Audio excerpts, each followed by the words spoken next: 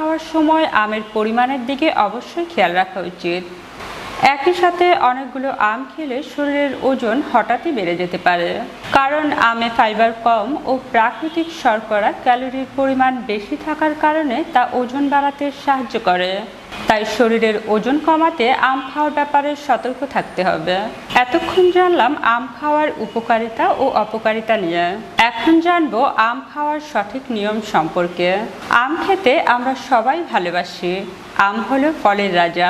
আমে থাকা পটাশিয়াম আমাদের হার্ট ও রক্তচাপ নিয়ন্ত্রণে রাখতে সাহায্য করে।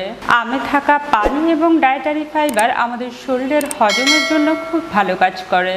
কিন্তু অতিরিক্ত আম খাওয়া আবার শরীরের ঝুঁকি বাড়ায়। তাই আম খাওয়ার সঠিক নিয়ম সম্পর্কে এখন জেনে নিব।